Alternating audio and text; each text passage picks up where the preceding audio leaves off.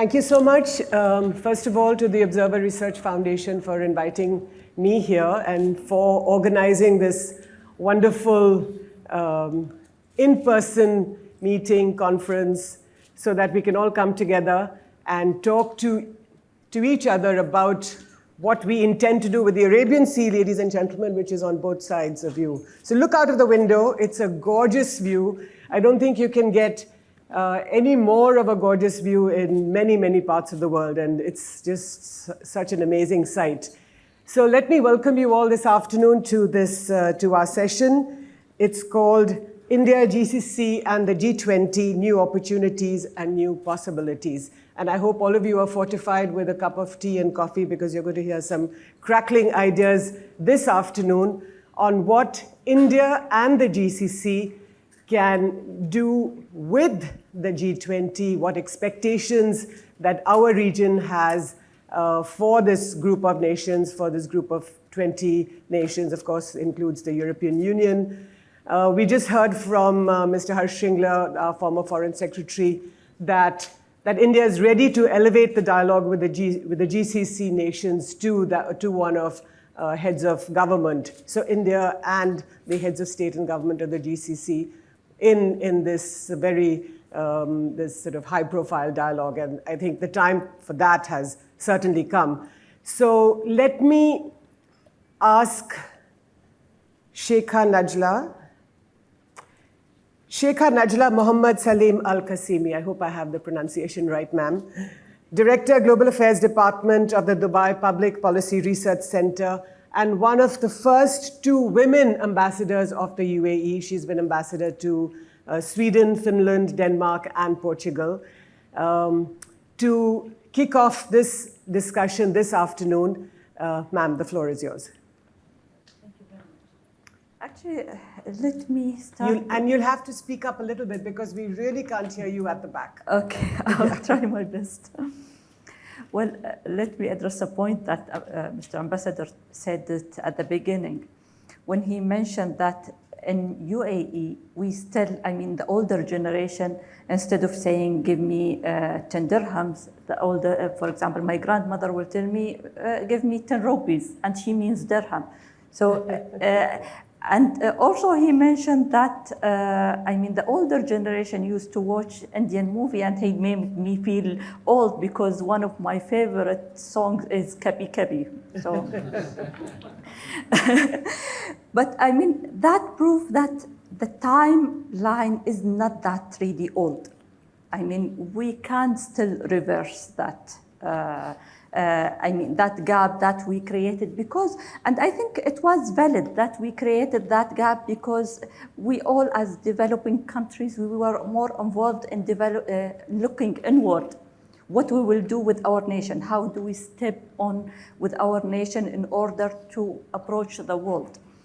And I think this moment has came. But how do we address that point where the younger generation will be able to connect with that area? We have to develop new idea for younger generation in order to feel included. And as I mentioned to the ladies in the back about the environmental issue, one of the areas that we think that we didn't address enough is the blue economy. A blue economy is a very important aspect of a new generation economy, which involved the environment of the seas. It involved research and development. It involves security of the seas that we were talking about the previous session. It needs cooperation and coordination.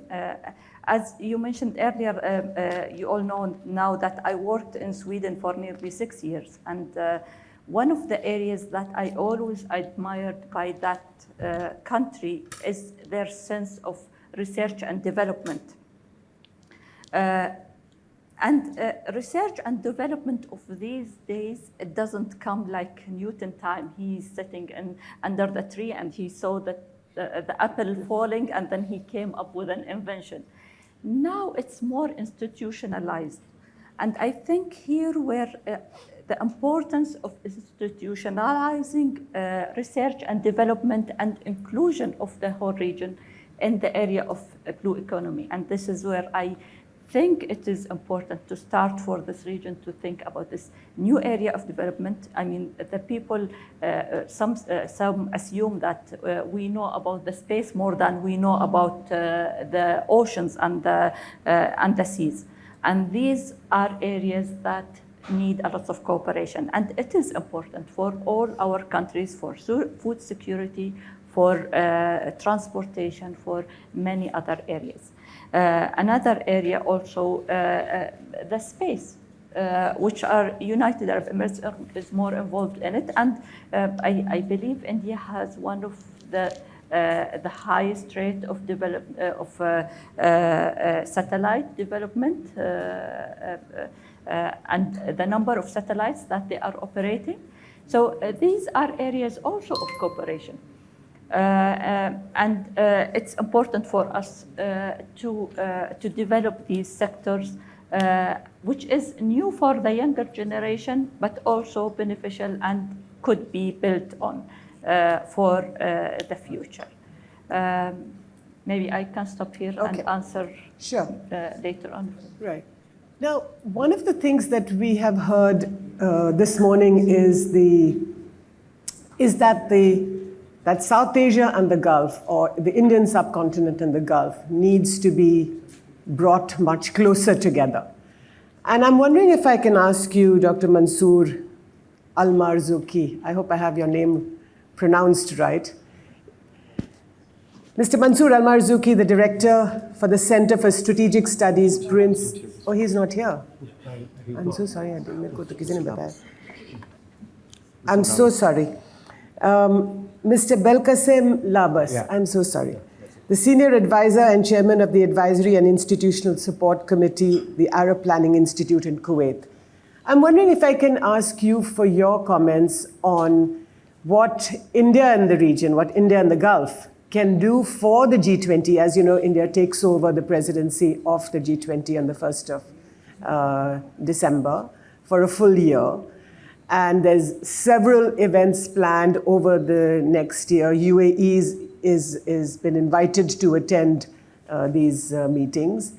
Now, what do you think, in your view, how do we come together and perhaps heal some of these differences in addressing the challenges that the G20 poses? I think the first thing we have to look at is what are the challenges facing G20 or the next round of G20 in this turbulent world?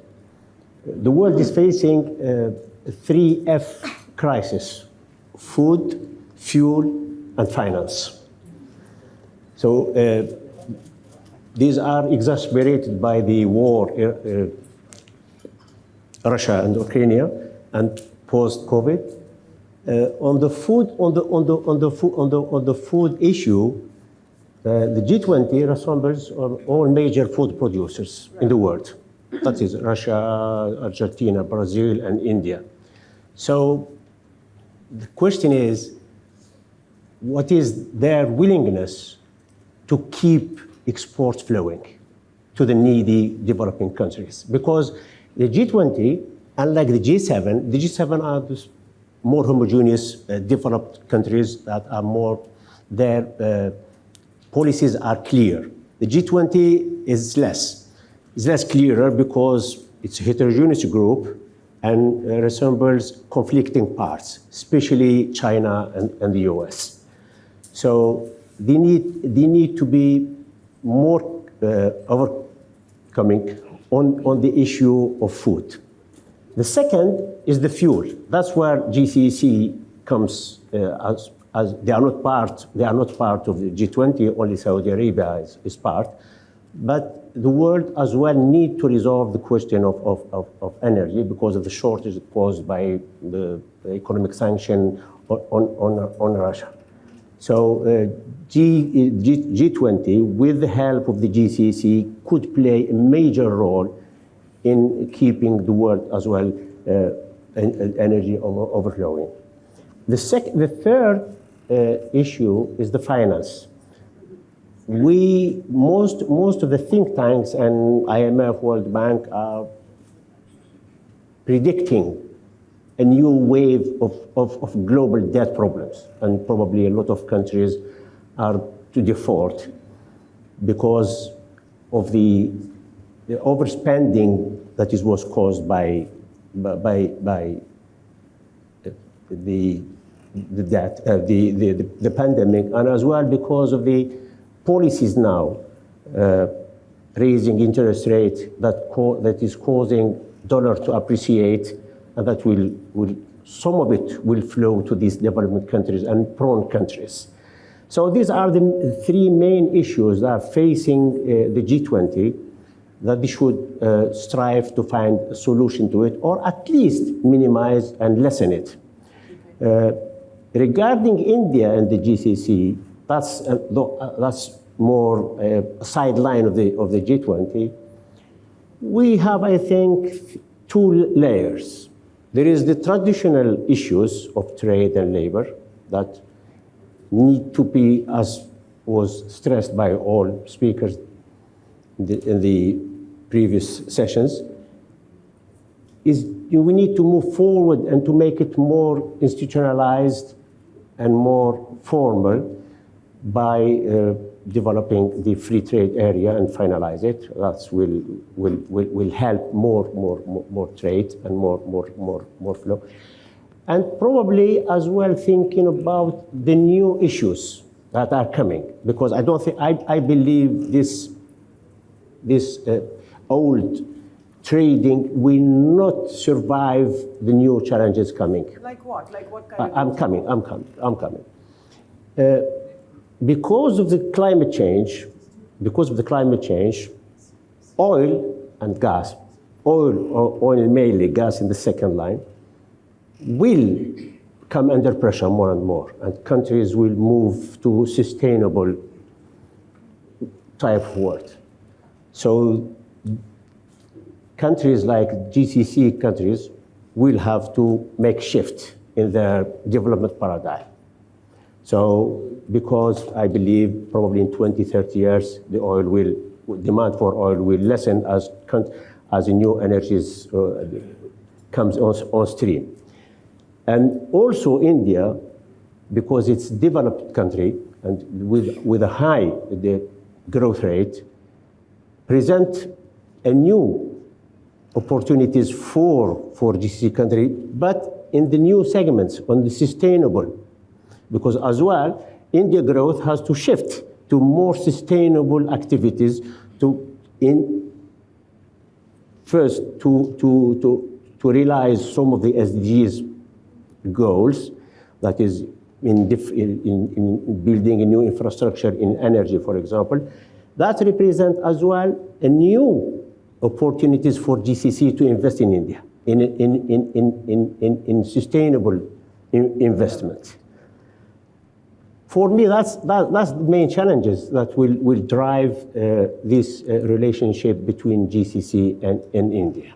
Thanks very much. I think that's fascinating because the GCC, your cities are built in the desert and the amount of energy that you consume. So if you were even considering sort of moving away from these guzzling, the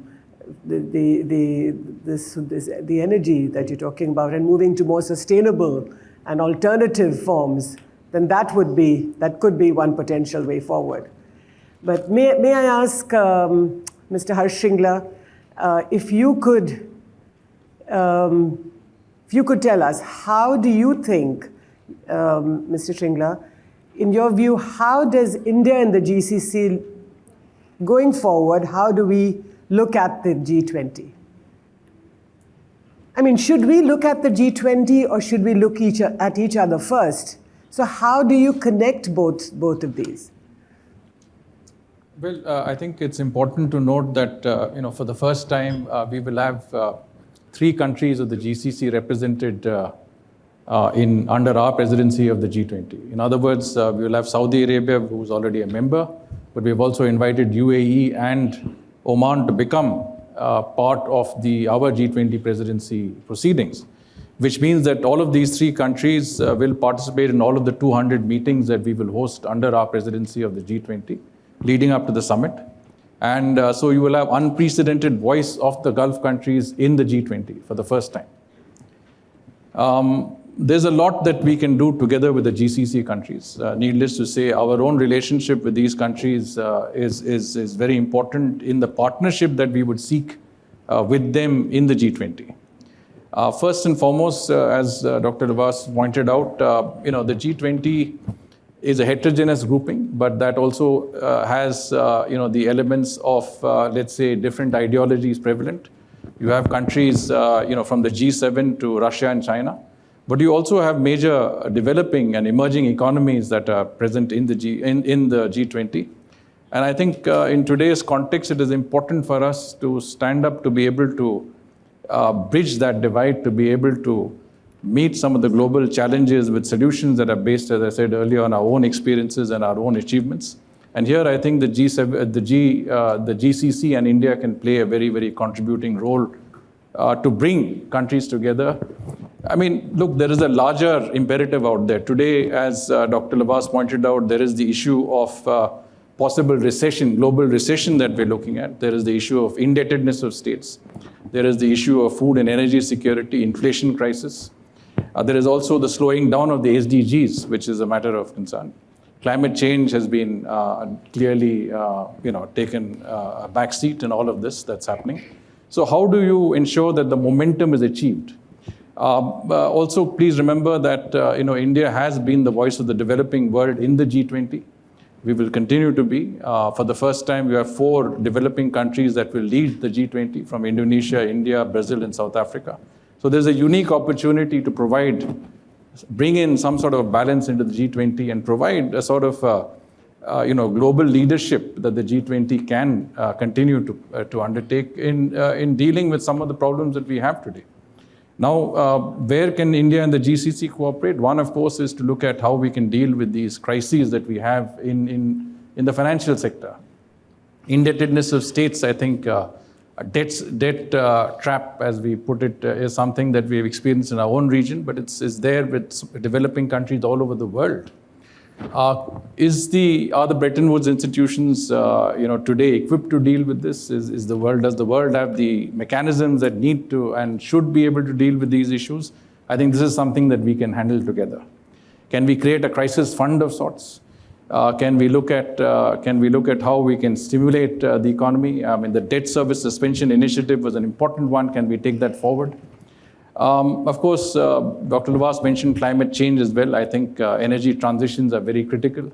The GCC countries are doing a lot in the area of both research and creating capacities for greener technologies like green hydrogen.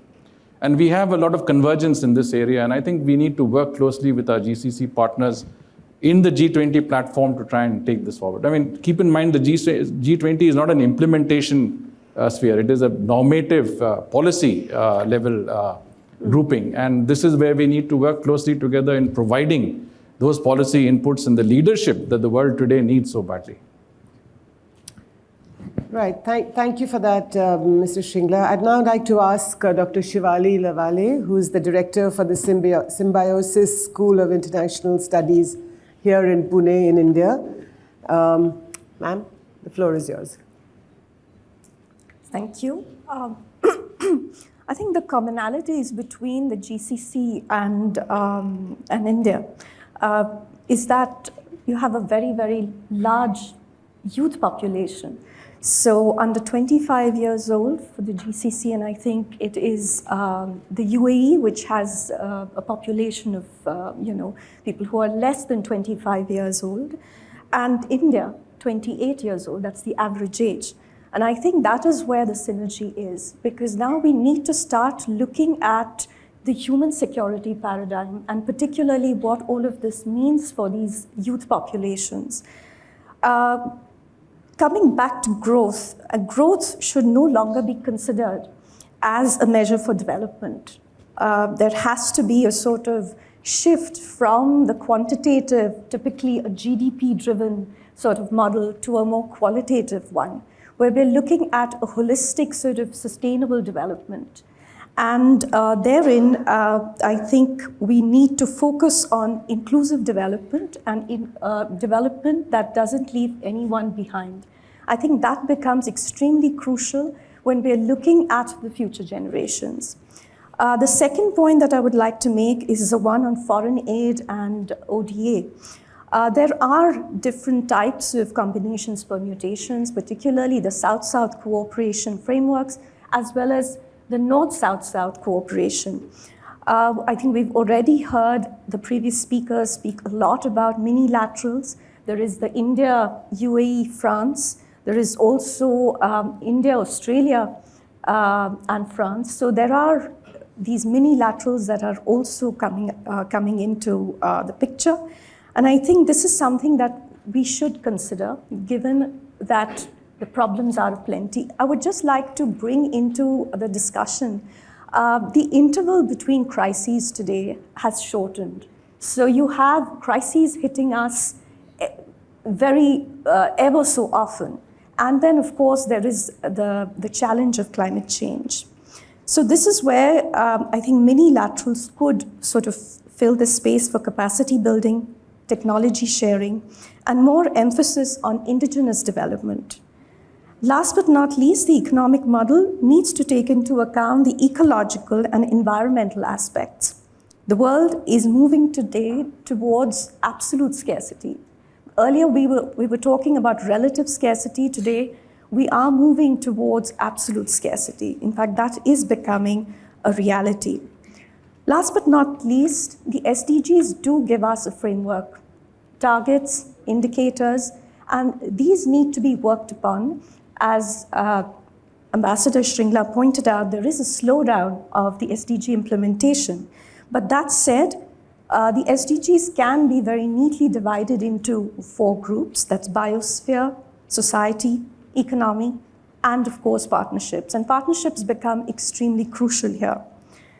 I think all of us know that the SDGs are interlinked, but they need collective decision making. And for this, SDG 17, the one on partnerships, becomes very, very crucial.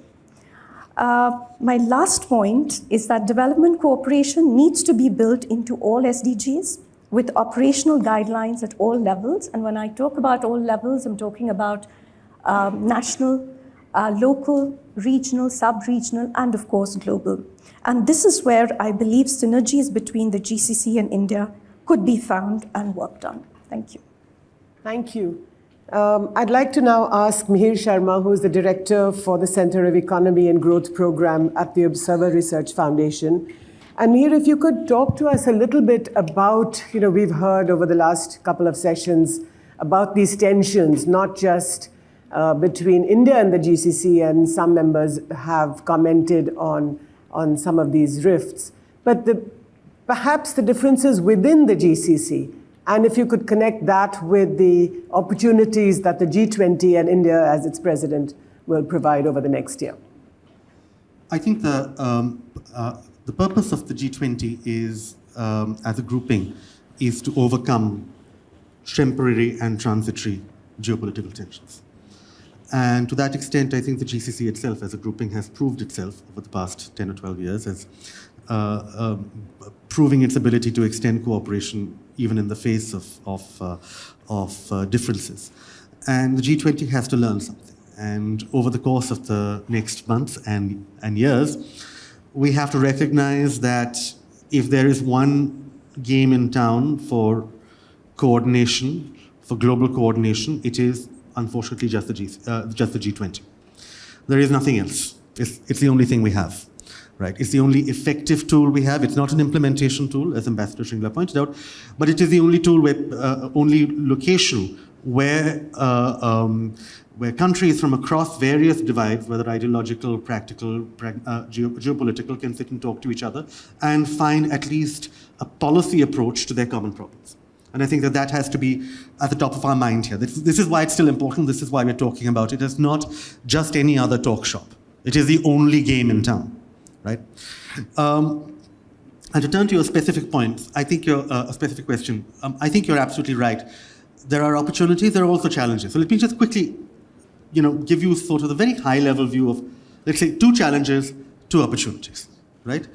And the 2 challenges that India and the GCC have in common here are first, and along with much of the rest of the world, first food, right? Food security, and both the challenges are security related. Food security is right at the top for many countries right now, because it is a matter of managing internal internal access to basic human needs, and also, of course, managing internal stability and internal security.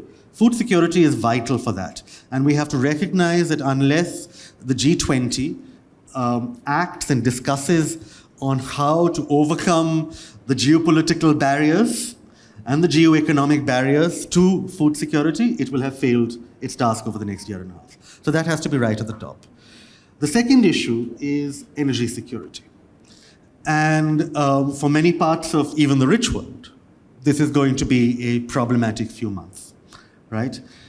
In our neighborhood, in India's neighborhood, the countries with which we have very close relations in our immediate neighborhood, and that we have had to step in to assist, are countries that are running out of gas. So Bangladesh is a model economy, right? It has done everything right for the past 20 years, and even so, it has been forced to the IMF in the past few months, for the simple reason it can no longer afford the spot price of gas. And that is not something that is within its control. That is something that has been caused by broader geopolitical factors. And if it sends even model economies into close to sovereign questions of external stability, we have to recognize something is wrong with the link between geopolitics, energy security, and financial stability for the world. And that is squarely in the G20's wheelhouse to decide and to determine. And that is something that both India and the GCC have a direct understanding of and past cooperation of. Now I'll turn to something a little bit more positive, which are the 2 opportunities, right? And these are 2 things that, again, have been mentioned in the past. So let me just frame them in ways that are relevant to both the Indian and GCC political leadership. First, the green transition. So we're talking about energy, but the positive side of that is that there are therefore opportunities for us to share knowledge, share resources, share financing, share the innovative capacity going forward. Green hydrogen has been mentioned. That's one big direction for possibility. But in general, we need to ensure as partners that we have a similar approach to what the green transition is going to be going forward. But the green transition is also dependent for both our countries, developing countries, on the broader financial and regulatory rules that are put into place, not just in our countries, but in the West, in the home of global finance and in the homes of global innovation. And the only location where developing countries, such as India and the Gulf, can influence those broader financial and regulatory rules in the West is the G20. There is no other way we can push them. So again, this is the place where we determine the parameters of how the green transition will take place, what our future paths to prosperity is. So we need to ensure that we have a clear vision in the next year and in the Brazilian presidency after that on moving the green transition forward. And finally, the digital transition. We've heard about young people being the future of both our regions. Young people in our regions are online first. They understand being online, they understand making connections, receiving their education, receiving answers, and entrepreneurship online rather than offline. This is a lot of where their instincts come from. We have to recognize that their future entrepreneurship, their future growth as individuals, their future citizenship, and their future path to prosperity will be determined by how effectively we ensure that the digital transformation, which is the entire world, also keeps innovation, data, and profits flowing to the developing countries and not just the developed. And again, that happens at the G20, nowhere else. So I think that's just my summary. Thank you, Mihir. And before I open this up to the House, I'd like to just say that on my own behalf, I'm a journalist. I work with the print news website, and you talked about digital transformations. And I think India's commitment to freedom of speech and expression is that it's part of our constitution. And I think this openness of speech, of exchange of ideas between India and the Gulf, and of course at the G20, and we know that many countries in the G20 are not full democracies, not like India. So I think we should be able to speak to each other. That's why perhaps in this manner of free exchange of ideas, which is what this conference is all about. So let me open this to the Gulf, to the audience, and yes, sir, go ahead. Thank you so much. I want just to bring the attention to an important development happened since February 2022, which was about related to energy transition. As you all know, Europe entered the panic era, and then they have changed the whole narrative about energy transition, and now they are going to nuclear sites to activate them because they are worried about energy security. My point is, we need to handle the energy security carefully, not to be reacting to what is coming from Europe and the United States. Because if this narrative will lead us, we see now they are failing on it. Ethically, they are failing. They are going back to use the energy. They rejected that because they are panicked and they are now under severe pressure. So we need to be careful on this, not to import that, export that terminology and that discourse and apply it on the relations, whether in India or in GCC, in a way or other. Thank you.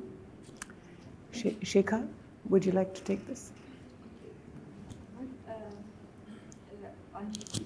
The shift in oil. Of course, I mean, we saw in the recent development in the OPEC decision that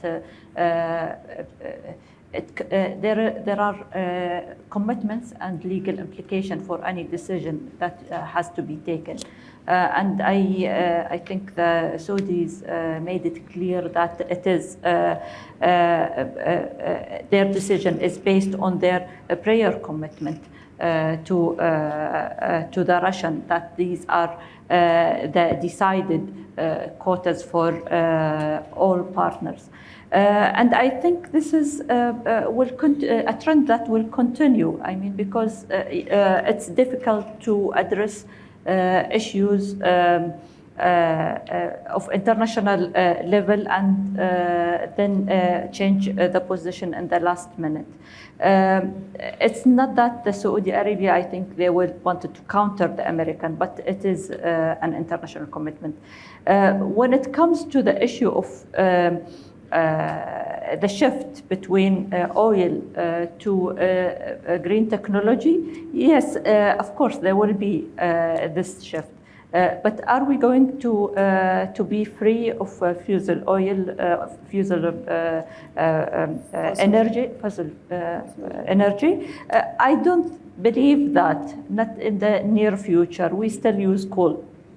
Still in the market. So I believe that there will be a continuation of both and maybe a more cleaner energy in the future, but not completely out of this energy. This having said that, it is also in the mind of the region. And we see the shift on United Arab Emirates and Saudi Arabia in diversifying their economy, anticipating the moment that they don't have to be dependent on one source of income. When it comes to the G20 also, it's important to mention that now we are in the world of dividing our attention into different or being more practical on dealing with issues. When it comes to the problems that we face in the region or the security problem, I think we learned over decades that we have to compartmentalize the problems. Yes, we have an issue with Iran, but that doesn't mean that we have to cut ties with Iran. Iran, one of the main trade partners for United Arab Emirates. We learned that we need to address our concern, but not to drive them into a brink of a war. Also, we don't hide our head on the ground and say that, no, in order just to keep peace, we don't address these issues. No, if we have concern with Iran, and we have many of them, we have to address them. But that doesn't mean that we will start preparing our missiles on the background to address the situation of Iran. And for our region, I think we start to learn is that the future don't wait for anybody. We have to look into the future. We have to look on the future of our younger generation and try to address their need and not just be stuck on the past and continuously addressing the problems of the region. Right. Yes. The lady, go ahead. Yeah.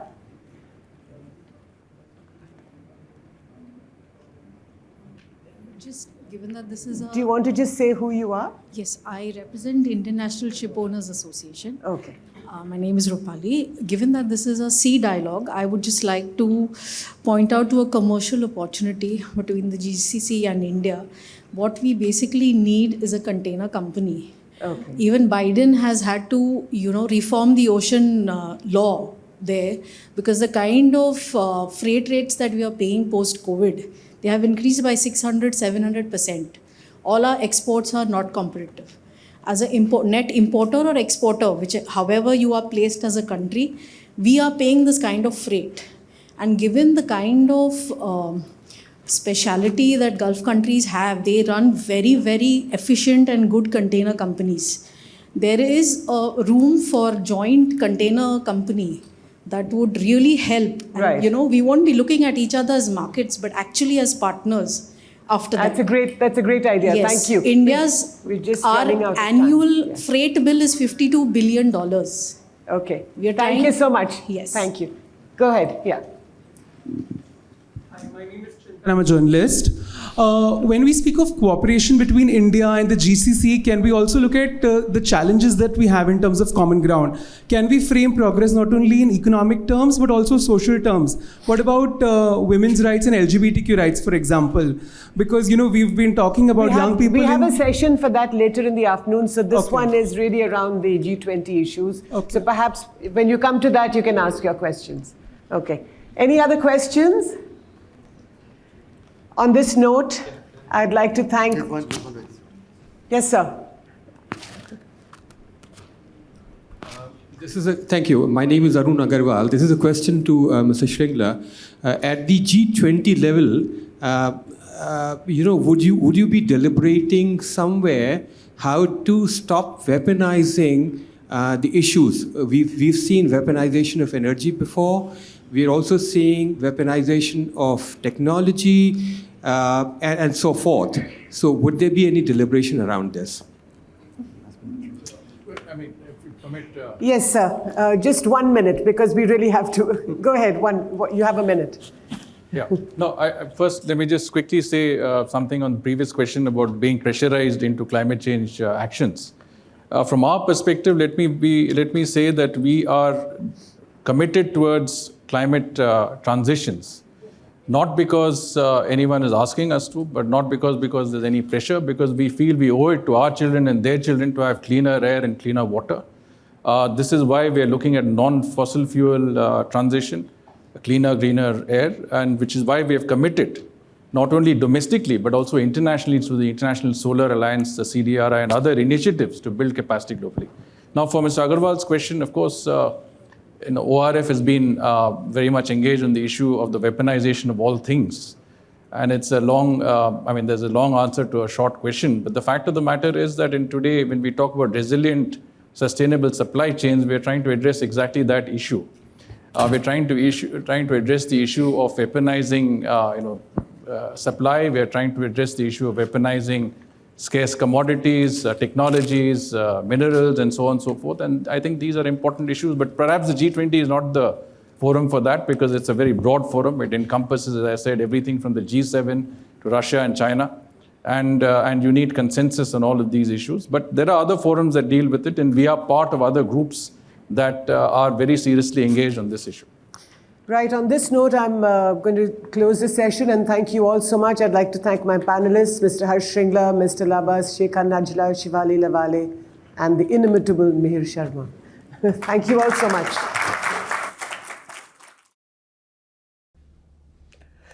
Namaste. Al-Salam Alaikum. Thank you to the ORF, the Chairman of Trustees, Sanjay Joshi, and other trustees for inviting me to speak today on my favorite subject, the ever closer economic, business, and political relationship between India and the Gulf region. I congratulate the Observer Research Foundation for initiating this important forum to discuss the emerging challenges while seeking new partnership and collaboration between India and GCC. I speak from my personal experience. Our group's growth and global expansion has its origin in this region. I first visited Dubai and the region when I was 18. So the experience is over 60 years. When I visited UAE, I could only find sand and desert, nothing more. But now what you see is amazing. Over 100 years ago, my father founded the Hinduja Group. In the backdrop of the recession created in the Indian textile industry because of the World War I and the Spanish flu pandemic, my late father traveled to Iraq and Iran to discover new markets because he believed word is a bond and he never believed in force majeure. He broke the Jewish textile cartel there, set up a supply chain, expanded his trading operation. He traded from Japan to Europe from his Indian and Middle Eastern headquarters. The growth and the global expansion of the Hinduja Group was fueled by its business success in Arabian Sea community. I, along with my elder brother, SP, had joined the business in the Middle East. The Hinduja family business remained the headquartered in Iran till the Islamic Revolution. Today, we are in multinational group with global footprint over 40 countries and 11 verticals of businesses. The Gulf remains an important investment hub for the group. We manage many of our global investments from Dubai. Our Ashok Leyland has assembly plant in Ras Al Khaimah. Gulf Oil also has a grease plant and blending plant in Ras Al Khaimah. In the 100 years we have been in the Gulf, we have seen its potential and opportunities continue to present themselves. GCC is emerging as a very important commercial hub and will certainly dominate the geopolitical and global economic space. This has further strengthened in recent times with an increase in India's economic linkage with GCC, especially due to the growth in oil and energy imports. Imagine how much more the Indian diaspora can support in the growth of the region through enhanced cooperation. During pandemic, vaccines and medicines manufactured in India played a critical role in GCC's efforts to combat COVID. Approximately 8% of India's vaccine exports went to GCC countries. Today's unique geopolitical setting and reordering of global power relations offers an opportunity for India and the GCC to become a global voice of change to transform millions and millions of lives. India's upcoming presidency of the G20 offers an opportunity for the most marginalized voices to be heard. India and the GCC must collaborate and create inclusive global institutional and governance framework. India and GCC need to reimagine their role in the global order. How can both regions integrate better and bring improved economic benefit to their people? Over half of the population of the two regions comprise youth. We must seize their vibration and passion.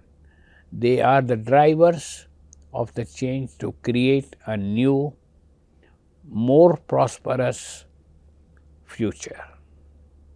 And there is a lot of potentiality. Yet, challenges remain. Challenges around climate change, energy, food and security. How our regions respond to these challenges will influence and shape the global narrative and choices. A shared strategy leveraging each other's strength will help deal with transition to renewable and nuclear energy, food insecurity, education and skill development and emerging security challenges. Greater India GCC collaboration will offer new, more viable and alternative solutions to global challenges. We have the opportunity to move towards greater inclusivity and a fairer global order. Today's conference is aptly themed. Connect, create, collaborate shows our shared intent and roadmap for the future. History has taught us that India and GCC ties always evolved with changing times over millennia. I wish the Arabian Sea Dialogue all the success and once again congratulate the Observer Research Foundation for conveying such an eminent gathering and want to thank you. I can only tell you that the family and the group has a lot of experiences in GCC's countries and we feel more comfortable dealing with them. Thank you.